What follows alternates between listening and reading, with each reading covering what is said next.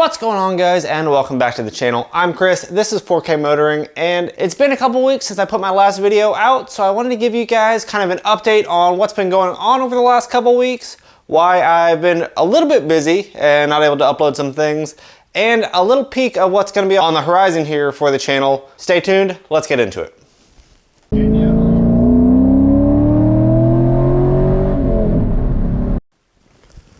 So, not exactly my normal focus content that I give you guys, but this is just kind of a overall channel update. It is now March of 2024, and we're going on about 3 years with the channel and almost at 5,000 subscribers. So thank you guys so much that have subscribed already. If you guys watch the channel and enjoy the content and haven't hit that subscribe button yet, please do. We're almost at 5,000, and I feel like that's a pretty big milestone. For those of you that have been following along with us, you know the last couple years in April, we've taken the trip with our Multistrada V4S from Raleigh, North Carolina down to Austin, Texas for the MotoGP races. We're going to continue that trend this year in 2024, heading down in April to the MotoGP races, hoping to see a bunch of you guys there. We'll have the Multistrada with us, riding it down, and should be a good time. That brings us up to a little Multistrada update, and here are some of the things that are going on with this bike right now.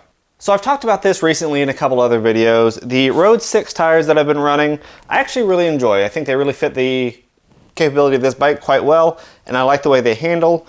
I'm getting down to pretty much the wear bars in the center of the tire at least, and getting some kind of feathering on the outside of the tire. We're definitely not going to be able to push this thing through another 4,000 mile road trip down to Austin, so we're going to need at least a new rear tire. This is the point I'm looking for input from you guys on exactly what direction I should head. What I'm thinking, and the direction I'm leaning right now, is Michelin has their new Anakee road tires that have come out that are basically the Pirelli Scorpion Trail equivalent, but from Michelin, that use their 2CT Plus compound and a lot of the same features of this tire that I like so much. Pirelli also has their Scorpion Trail 3 tire out, which is the latest iteration of the OEM tire for this bike. It's supposed to be a little bit more silica-based compound, a little grippier, but still overall same design. What I'm thinking is that I'm going to upgrade both the front and rear tire, even though I really only need a rear, to one of those options, get something that looks a little bit more aggressive off-roady, but still has the on-road capability. And I'm going to swap those out before my trip to Austin, Texas, and hopefully give you guys some pretty good feedback in a pretty short period of time. Alternatively, I could just replace this Road 6 with another Road 6, just get another rear tire, save a little bit of money, but ultimately we know how these things handle, so I'm really leaning towards probably the Michelin Anakee road tires for the bike, for the road trip. Let me know what you guys think. If I can, I'll put a poll somewhere on the channel, that way you guys can vote and let me know your thoughts. I'm still experiencing the intermittent chassis aerolite, that little triangle, yellow triangle that lights up there.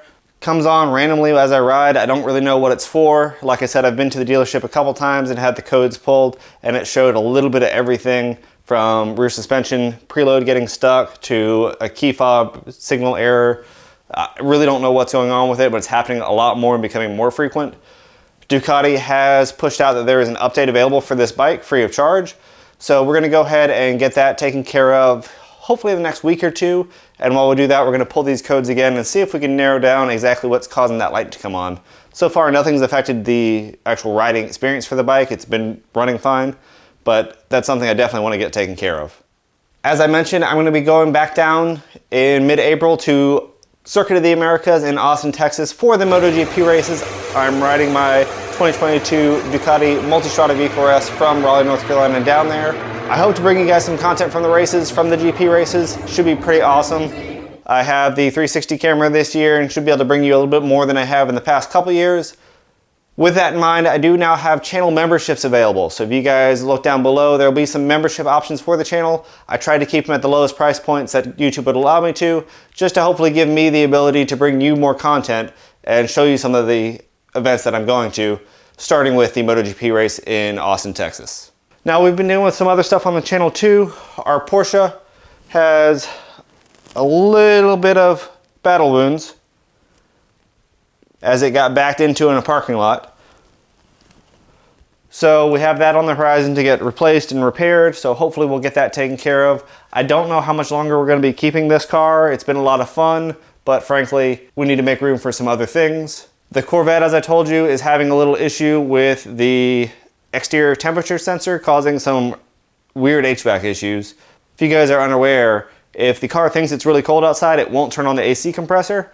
And if it's actually not cold outside, especially if it's raining and it's just blowing hot air, the inside windows fog up real quick and it's really hard to get rid of that. So we've got a new temperature sensor. They're really cheap and really easy to replace. That'll be going in soon and we'll have a video for you guys for that. As you guys can see, it is fall season here in North Carolina, at least starting. We've still been testing our CarPuride W702 wireless Android Auto Apple CarPlay head unit. And like I said before, I actually am pretty impressed with it. I like this thing a lot, especially for the price. There's a couple small drawbacks that I've really seen in the day-to-day. The biggest one being the screen brightness. It is not very bright in direct sunlight. It is visible, but doesn't really stand out. So that's really the biggest negative I have for this thing. As far as the content delay, we've had a couple life updates going on as well. We've got a new tiny Velociraptor in the home, and that's been taking up a lot of time. I've recently done some new things at work, as you can see, which has been an awesome experience, a lot of good training, but also taking up a lot of time. Hopefully as things slow down and get back to normal, I'll be able to bring you more content. As I said, memberships are now live on the channel. If you guys are interested in being the first to be updated and getting a lot more content coming in from the general day-to-day and automotive kind of updates that we have going on, check into those options. I try to keep them as inexpensive as I can, but hopefully to be able to afford to bring you guys some of this stuff and do more of the things that you guys want to see. That is the option I have for you. As I said already, I appreciate everybody that's watched this channel so far and gotten me up to over 4,000 subscribers. We are knocking on the door of 5,000. So again, if you enjoy this content and you enjoy watching the channel, go ahead and hit that subscribe button down below. Hopefully we'll hit that 5,000 before we get down to Austin and keep the momentum moving forward.